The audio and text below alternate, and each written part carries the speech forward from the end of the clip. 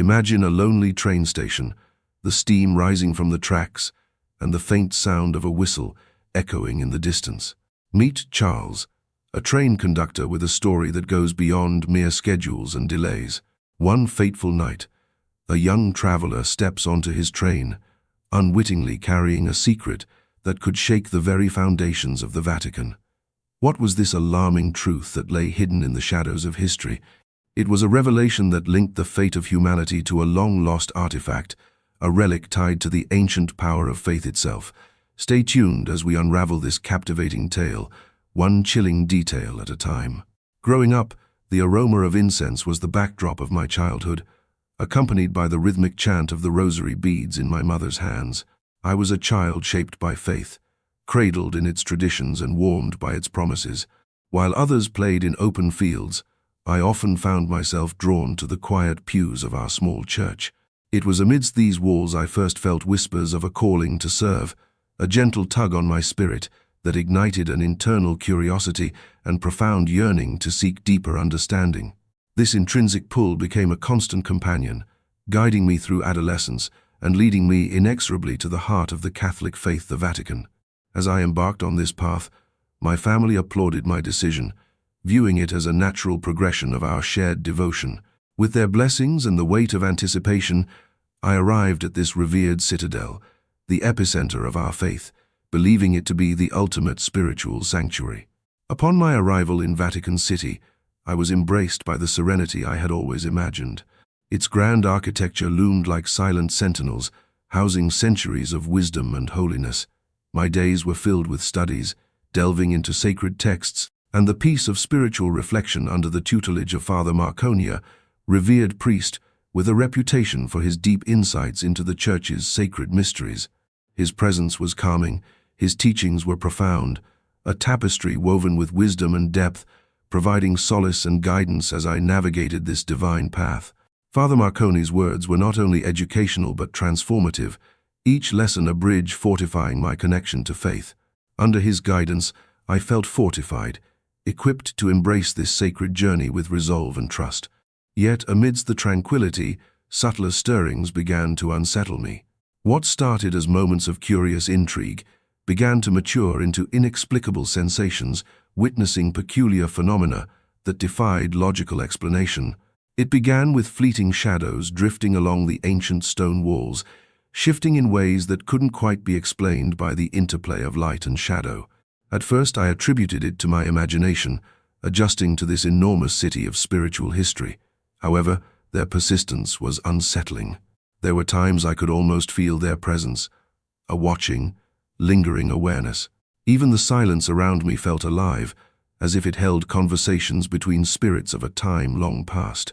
I would find myself pausing, straining to catch the edges of whispered voices that seemed to dissolve upon approach, murmurs that resonated just beyond comprehension. Alone in contemplation, these whispers would swell until they interwove with my thoughts, leaving behind a lingering residue of disquiet. This aura of mystery clung to the hallowed halls of the Vatican, infusing each corner with an inexplicable stillness that seemed to vibrate with energy. My prayers became a refuge, anchoring me amidst the unsettling experiences I had yet to understand. I sought solace in these connections, asking for clarity and discernment, but often felt as if I was reaching into an ocean and only grazing the surface. The hallowed grounds, once solely a bastion of faith, evolved into a labyrinth of enigmatic questions. Each statue seemed poised with silent secrets. The steady eyes of the saints appeared to guard knowledge just beyond reach. The Vatican, with its magnificent sacredness, beckoned deeper inquiry with a whisper, "Here is much more than meets the eye." Navigating this realm involved an oscillating blend of awe and unease, caught between reverence for the divine and an unsettling sense of the unknown. Father Marconi, ever observant, noted my apprehension, yet his responses were always measured, cryptic at best. It was as if he, too, was intimately aware of these subtleties, choosing what to reveal and what to let remain in shadow. One afternoon, as we sat together in the garden, I gathered the courage to inquire about these phenomena. His eyes, though soft, conveyed a knowing depth. "The Vatican," he said slowly with a contemplative gaze, "holds the secrets of the ages, Sometimes these secrets choose to reveal themselves to souls ready to perceive them. What you are experiencing is very much part of the journey, and eventually an integral part of your call to the divine. His words lingered in the air long after they were spoken, offering little direct guidance but implying profound truths. It dawned on me that my experiences were perhaps not mere coincidences, but rather a part of the greater narrative unfolding around and within me. From that moment, I felt both a quiet thrill and an encroaching trepidation at what lay ahead. My path into the heart of this sacred city, with all its treasured mysteries, was only beginning. Each day would pull me deeper into its fold as I sought understanding and deeper faith. The Vatican no longer felt just like a place of worship and study. It transformed into an enigmatic realm stage for divine encounters, where faith intertwined with the mysteries unknown. As the shadows continued to dance and whispers ebbed and flowed through time-honored corridors, I realized this was an invitation to deeper realization, an awakening, a call to the divine. As the young man followed Father Marconi down the dimly lit corridors of the Vatican, he felt an unfamiliar twinge of anticipation mixed with trepidation. These passages were seldom traversed, reserved for those favored with trust or shrouded in priestly duties that required solitude and silence. The air grew cooler as they descended a narrow set of worn stone steps, each echoing footfall speaking of centuries past, of souls who had walked this path long before him. The shadows stretched and shifted, a living silence, kept at bay only by the flickering glow of Marconi's lantern. It wasn't the first time he had come upon something unexplainable in this sacred city, a flicker at the edge of his vision, inexplicable sounds at moments when the world seemed still. But tonight, every sense felt heightened, every glance backward, marred with the impression of something just out of reach, something watching. Father Marconi's voice, though gentle, resonated with authority, a priest confident in the mysteries he held. "What we are about to see," he said, "is a place rarely opened to younger eyes, but I sense in you an understanding, a calling, if you will, that aligns with the deeper struggles of our vocation." The young man nodded, though the weight of his curiosity felt more like chains than wings lifting him to divine enlightenment. They emerged into the catacombs, where walls of ancient scriptured stone loomed under vaults imbued with the secrets of saints and sinners alike. Here history felt both oppressive and revered, as though each stone might pulse with truth if touched in the right way. Without warning, they stopped. Before them stood a door not unlike the arch of a Gothic nave, but clad in heavy iron, intricately carved with symbols and sigils that seemed to dance in the scant light. He traced them with his eye tenuous spirals of Latin and perhaps older tongues, each telling tales muted by time, but nowhere did his studies give context. As they watched, a procession of nuns emerged from a shadowed passage, their faces serene yet their movements solemn. One by one, they disappeared beyond the iron door, disappearing into depths unknown. The echo of the door shutting reverberated with finality, as though it had swallowed their presence whole. "What lies beyond?" the young man finally dared to ask, the curiosity straining against reverence.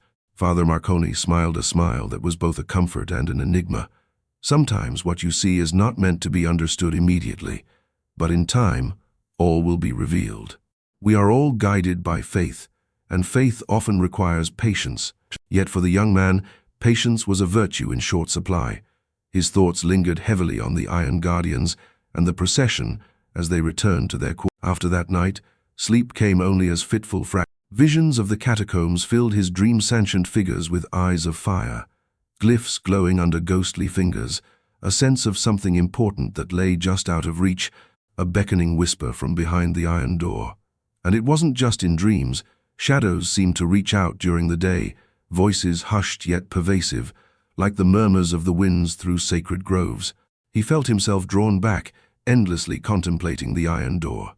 Each meditative prayer sought out clarity, yearning to peel back the layers of mystery that cloaked these sacred halls. More than ever, he felt watched, as though beings that understood infinity tickled the edges of his awareness.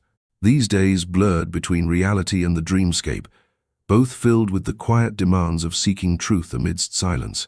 It was not obsession, he told himself, but divine curiosity. And yet the specter of that iron door loomed over him incessantly, like the promised epiphany in a purgatorial path.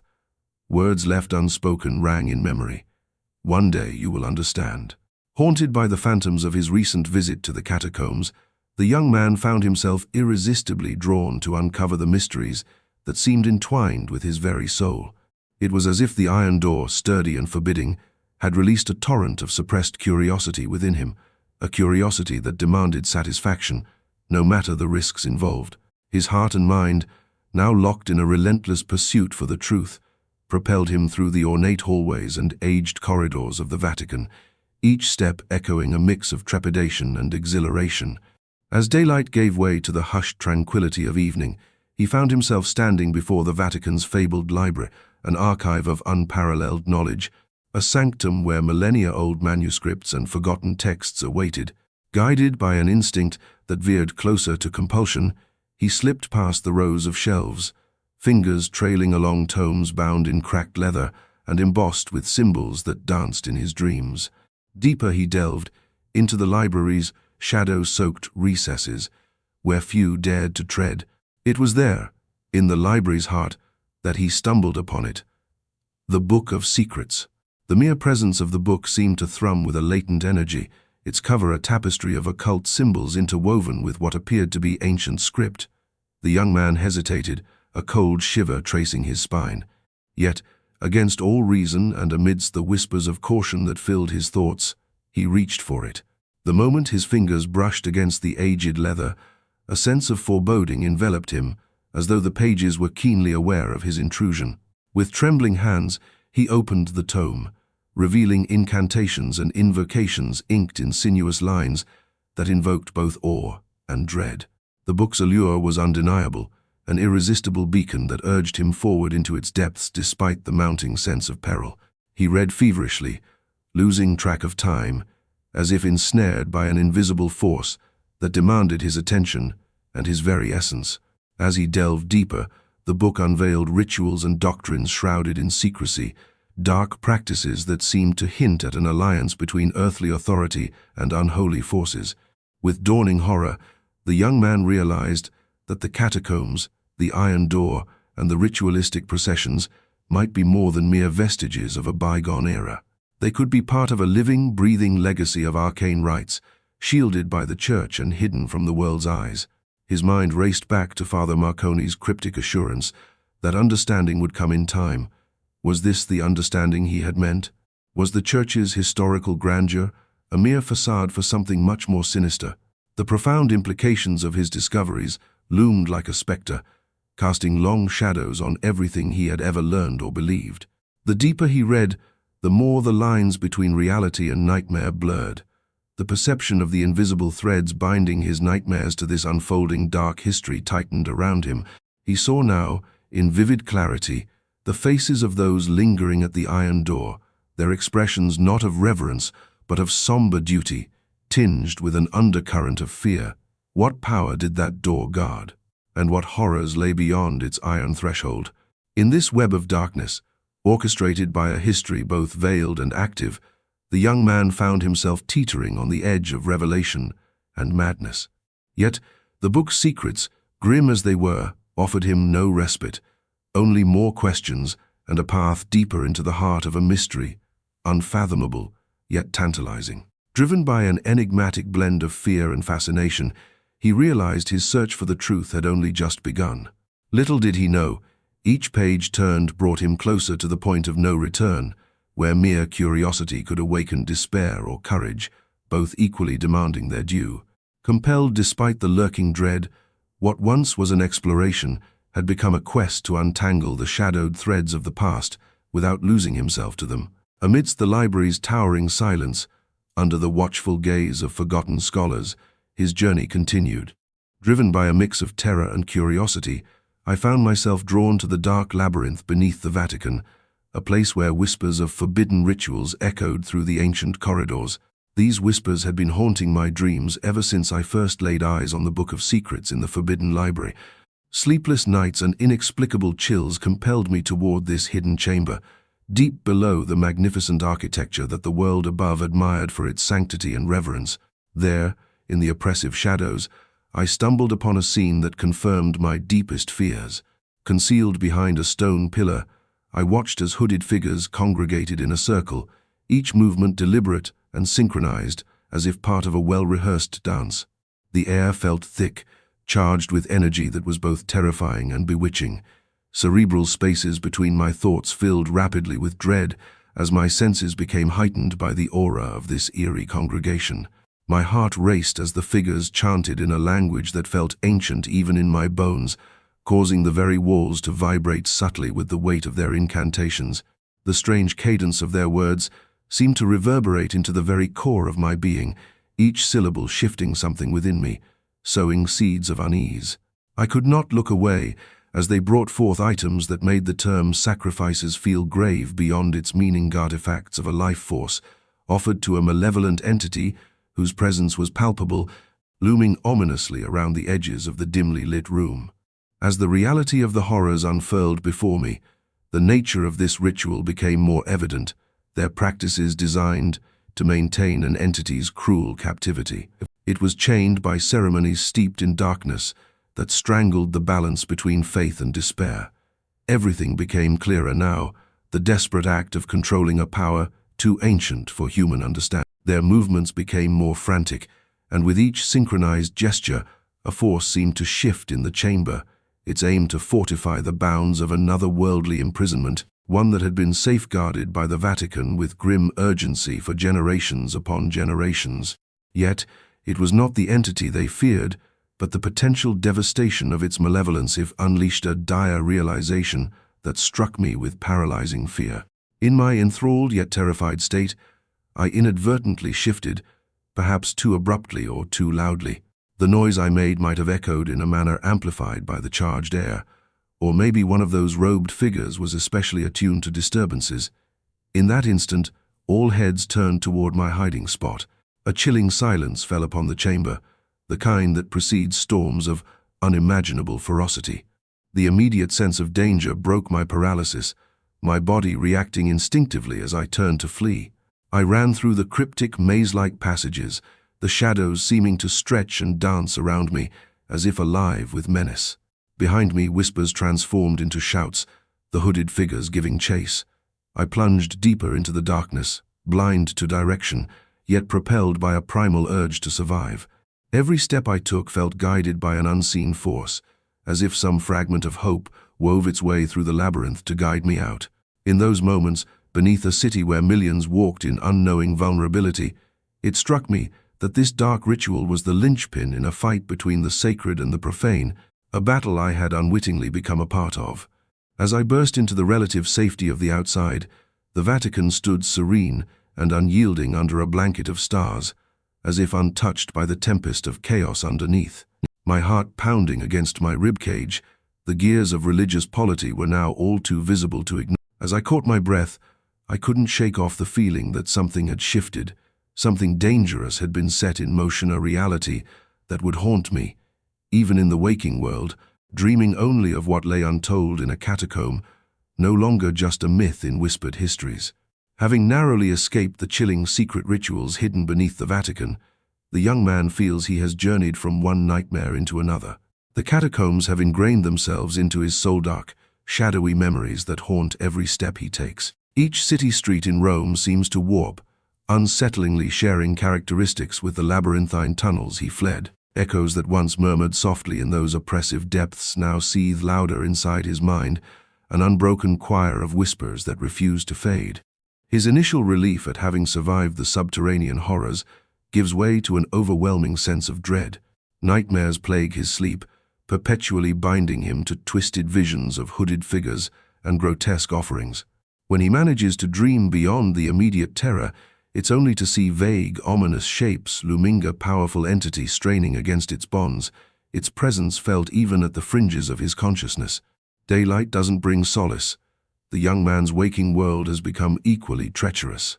Shadows flicker just beyond the corner of his eye, persistent and elusive, a constant reminder of the frightening power he's glimpsed. Despite the bustling life of Rome around him, he struggles to engage with reality, unable to firmly grasp which of his experiences belong to nightmares and what remains as pressing, tangible threat. Driven by an inexplicable obsession, he seeks to unearth the Vatican's hidden relics of history, convinced that understanding the room where hooded figures once gathered holds the key to his freedom. Visits to libraries and archives become his lifeline, a desperate pursuit to document what he saw and decipher the cryptic warnings echoed in those chilling vaults. Through his research, the young man's understanding deepens. The catacombs have, for centuries, been more than a burial ground, more than a place of refuge. They are a prison.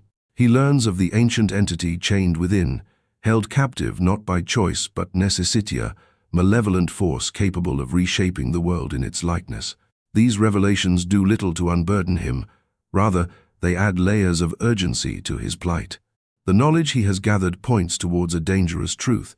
The rituals maintain the bond not just to trap the entity, but to continually appease it, ensuring its grudging confinement. He realizes the terrifying potential, the looming possibility, that those rites might have been disrupted, antagonizing their silent guest. With each discovery, the young man comes to terms with the magnitude of the Vatican's guarded secret. What he originally perceived as isolated darkness hidden in ancient stone has stretched its form, a vast tapestry of endless dread marked upon the pages of history. He has only witnessed a glimpse, a shard of an incomprehensibly larger threat that far exceeds the reach of mere mortal society. The finality of his journey leaves him entrenched in conflicting emotions. On one hand, the understanding he acquires becomes a source of power, an anchor in the tumultuous sea of fear he traverses. On the other, an unending reminder of the latent danger waiting for a weakness in its restraints to slip free and cascade horror over the world. Standing alone amidst the bustling human tide of Rome, he contemplates a singular question: what will come next? The foreboding sense that danger still lurks beneath the surface, biding its time to erupt, clings to every thought. Though he is one of few to know what lies beneath, he feels an unceasing compulsion to prepare, to warn, should the chains binding the entity utterly fail. The knowledge is both a blessing and a Cursian awareness that both protects and imprisons him. As the man reflects on the Vatican's endless secrets, he realizes he's only touched the tip of a terrifying iceberg. The rest waits, dark and unfathomable, lying beneath the surface, echoing with the calls of the abyss.